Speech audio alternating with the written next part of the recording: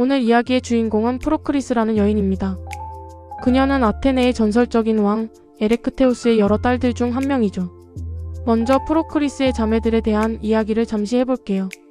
딸들 중 오리티아는 북풍의 신 보레아스가 납치해 데려갔습니다. 그녀는 북풍에게서 날개 달린 쌍둥이 형제 칼라이스와 제테스를 낳았죠. 이 둘은 아르고의 모험에 참여한 영웅이었습니다. 에레크테우스가 아테네를 통치하는 중에 트라케의 엘레우시아인들과의 전쟁이 발발했습니다. 포세이돈의 아들이자 데메테르의 가르침을 받은 에우몰포스가 엘레우시아인들을 지휘하였죠. 전쟁이 아테네에 불리해지자 에레크테우스는 신탁을 받았습니다. 신탁은 아테네가 승리하기 위해서는 그의 미혼의 세 딸 중 하나를 신에게 희생제물로 바치라고 하였습니다.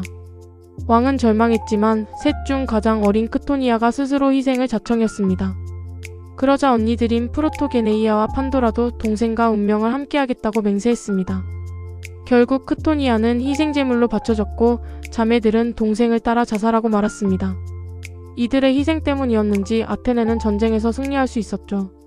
이 이야기는 단순한 가족애를 넘어 운명 앞에서의 평등과 희생의 공동체 정신을 상징합니다. 이들의 희생은 후대 아테네에서 국가를 위해 희생한 여성들의 원형적 이미지로 여겨졌고 아테네의 시민적 덕목의 기원이 되었습니다. 에레크테우스의 막내딸 크레우사는 전쟁 당시 어린아이였기에 살아남았습니다.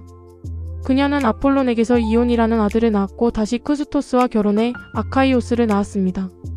이온은 이오니아인들의 아카이오스는 아카이아인들의 시조가 되었죠. 이제 프로크리스에 대한 이야기를 해볼게요. 프로크리스는 포키스의 케팔로스와 결혼하였습니다. 케팔로스는 데이온의 아들로 사냥 솜씨가 뛰어난 아름다운 청년이었죠.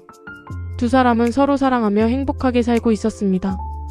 하지만 곧 이들에게 예기치 못할 사건이 생겼는데 새벽의 여신 에오스 때문이었습니다.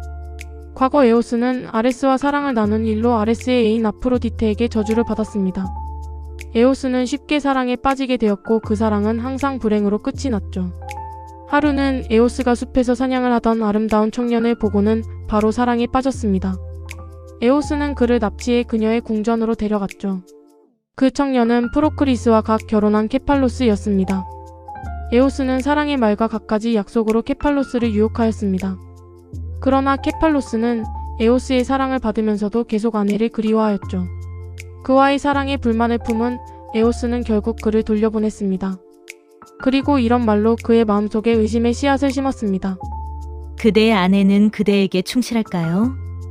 그대는 아마 그녀를 아내로 둔 것을 후회하게 될 거예요. 케팔로스는 집으로 돌아가며 두려움이 생겼습니다. 그가 없는 동안 프로크리스의 마음이 변한 것은 아닐까? 그녀는 정절을 지키고 있을까? 그가 속으로 아내를 뇌물로 시험해보겠다고 생각하자 에오스는 이를 알아채고 그를 다른 사람의 모습으로 변하게 만들었습니다. 케팔로스는 변장한 채로 자신의 집으로 갔습니다. 프로크리스는 여전히 아름다웠고 남편을 그리워하며 살고 있었죠. 케팔로스는 아내가 평소에 탐내던 값비싼 선물로 그녀의 마음을 흔들었습니다. 그러나 프로크리스는 좋은 말로 거절하며 유혹을 물리쳤죠. 이쯤에서 시험을 멈추고 자신을 밝혔어야 했지만 케팔로스는 거부할 때마다 더 많은 보화를 제시하며 아내를 시험하였습니다. 결국 프로크리스가 선물을 받고 유혹에 넘어가는 것을 보고 말았죠. 케팔로스는 불행한 승자가 되어 자신의 정체를 밝혔습니다. 배덕에 대한 수치심 그리고 비열한 시험에 대한 분노에 프로크리스는 달아났습니다. 그녀는 숲을 배회하며 아르테미스 여신의 추종자가 되었습니다. 아르테미스는 순결을 지키는 여신이자 남성과의 관계로부터 독립된 여성의 자율성을 상징합니다. 숲은 아르테미스의 영역이고 남성의 권력에서 벗어난 여성의 피난처이죠. 아르테미스는 상처 입은 프로크리스를 위로하며 두 가지 선물을 주었습니다. 하나는 결코 빗나가지 않는 창입니다. 이것은 진실을 꿰뚫는 지혜를 상징합니다. 다른 하나는 결코 사냥감을 놓치지 않는 게 라일랍스입니다. 이것은 목표를 향한 확고한 의지를 상징하죠. 아르테미스는 남편을 떠난 여자가 스스로의 힘으로 살아갈 수 있도록 자율의 도구를 선물해 준 것입니다. 또한 이것은 프로크리스가 아르테미스를 떠나 다시 되돌아갈 때 그 대가를 치르게 될 운명의 도구이기도 하죠. 아르테미스의 영역은 인간 사회의 질서와 완전히 분리된 세계입니다. 그녀의 숲은 결혼, 가정, 사랑, 번식 같은 인간적 질서와는 다른 차원의 공간입니다. 그곳에서 살아가는 여신의 추종자들은 결혼하지 않고 남자와 접촉하지 않으며 사냥과 여신에 대한 봉사만으로 존재합니다. 그런데 프로크리스는 남편의 의심에 상처받고 세속의 고통을 견디지 못해 그 질서로부터 도피했을 뿐 아르테미스의 영역에 완전히 속하려 한 것은 아니었습니다. 그녀는 잠시 여신의 품에 피신했던 것이고 인간 세계로 돌아가고 싶은 마음을 여전히 지니고 있었죠. 결국 그녀는 숲을 벗어나 남편에게 돌아갔습니다. 사랑으로의 귀환은 인간의 숙명이죠. 아르테미스는 프로크리스의 배신에 침묵했는데 그녀가 준 선물들이 프로크리스를 해칠 것을 알았기 때문일 것입니다. 프로크리스는 남편과 화해하며 마법의 창과 라일랍스를 선물로 주었습니다. 프로크리스가 집에서 달아나 크레타로 갔다는 다른 이야기도 있습니다. 크레타는 에우로페의 아들 미노스가 왕이 되어 다스리고 있었죠. 미노스는 헬리오스의 딸 파시파에와 결혼하였습니다. 그러나 미노스는 아내만으로 만족하지 못하고 다른 여인들과 관계를 맺었습니다. 헬리오스의 자녀들은 모두 약물들과 마법에 대해 능통하였는데 파시파에도 마찬가지였죠. 파시파에는 마법의 약물로 남편에게 저주를 내렸습니다. 미노스가 다른 여인과 동침하면 그의 몸에서 뱀, 정갈, 진해 등이 쏟아져 나와 상대 여인을 죽게 만들었죠. 프로크리스가 크레타에 왔을 때 미노스는 이 일로 고통받고 있었습니다. 프로크리스는 마법과 약초에 대한 지식을 가진 여인이었습니다.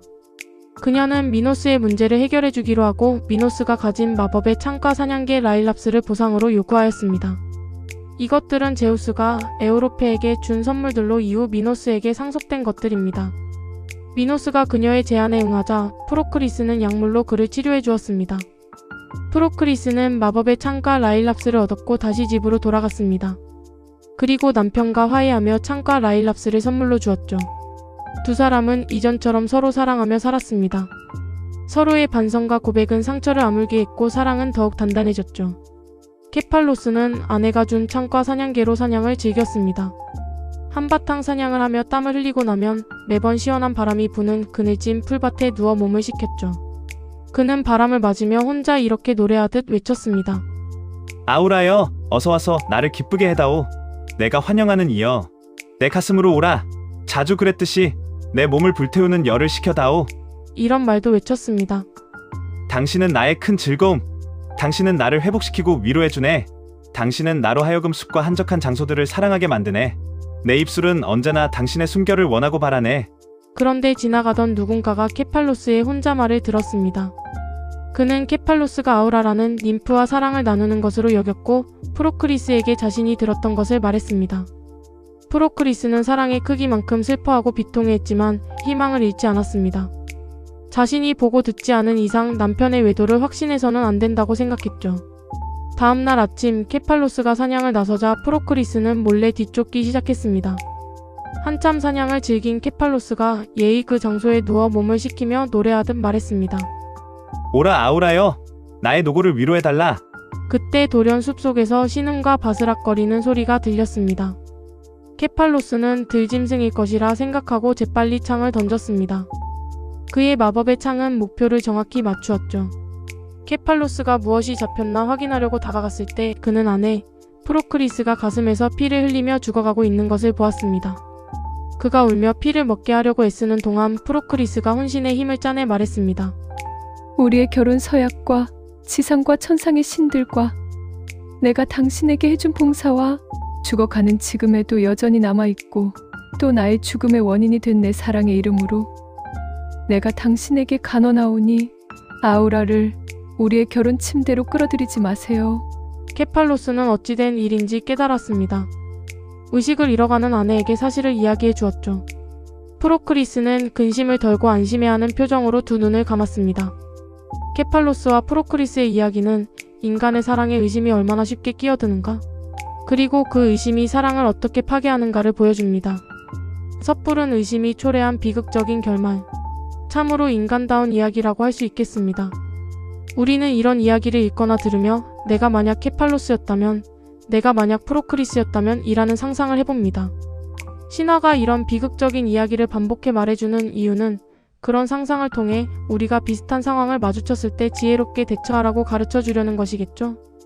프로크리스가 죽은 이후 케팔로스가 이오니아 해안의 섬을 얻어 정착하게 되었고 그의 혈통이 오디세우스에게로 이어지게 된 이야기, 그리고 절대 사냥감을 놓치지 않는 사냥개 라일랍스가 테우메소스의 여우를 쫓다가 돌이 되어버린 이야기, 이것들은 이전에 만든 영상에서 자세히 알려드리고 있으니 함께 보시면 좋겠네요.